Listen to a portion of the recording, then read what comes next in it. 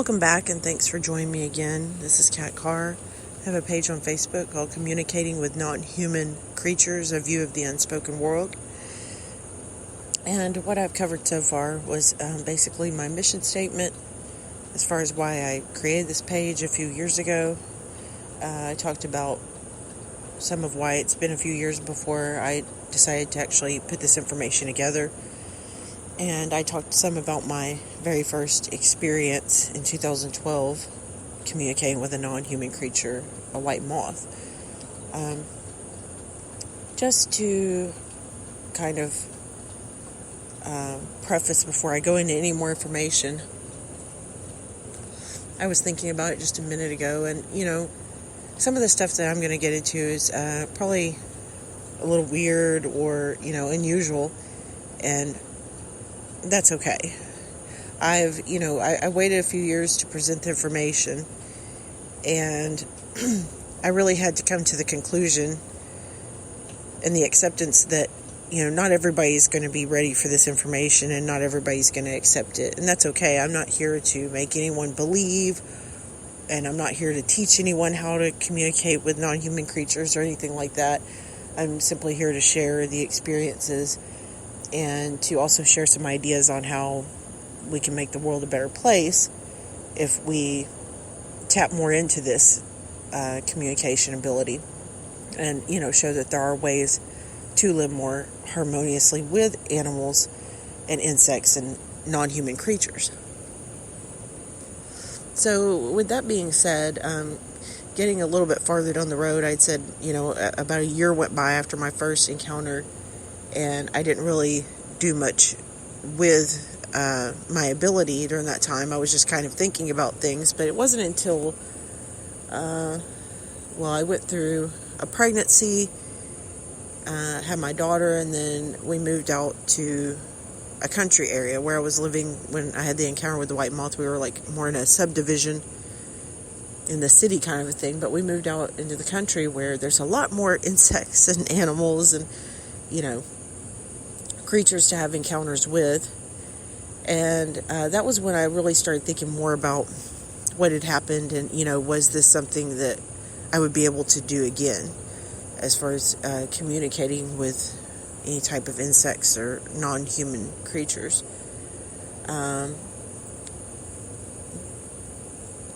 guess the way that I started enhancing that ability or being able to tap back into it was just to think about the feeling that I'd had when I encountered the moth, how there was a magnetic feeling, and there was, this pull, and there was like a certain vibration. I just felt like it was more of a high, I don't know if I would say a high vibration, but that's what it felt like to me.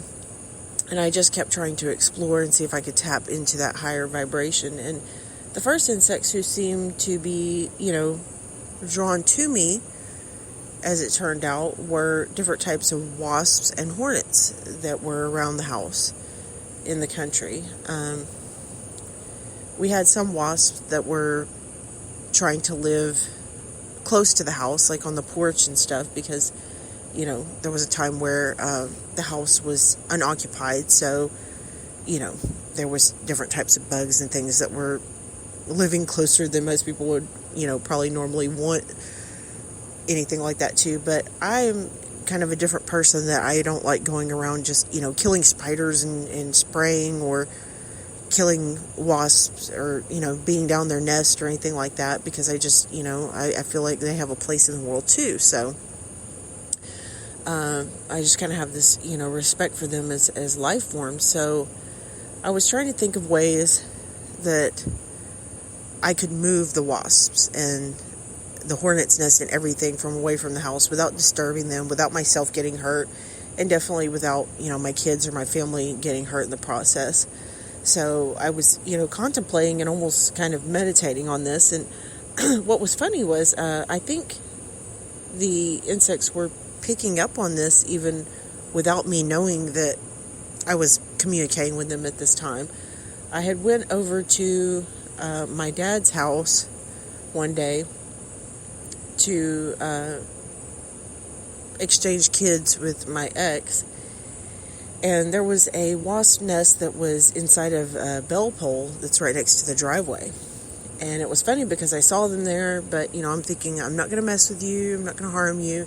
And I really had no reason to even think about removing the nest from there because at that time, my dad was in the hospital and nobody was really occupying his house. I would just go over there and take care of it, and it was a more convenient location for my ex to meet and drop off the kids. But my ex, in the first few years that we were separated, especially, he could be kind of a, domineering person. And there was one day where he got out of the car and, he started to talk about something, and, whatever I said he didn't like, if I didn't just automatically, say, oh, okay, it's all your way or whatever. And, if I said anything he didn't like, he'd start getting a loud voice and, kind of getting like he was bowing up or something.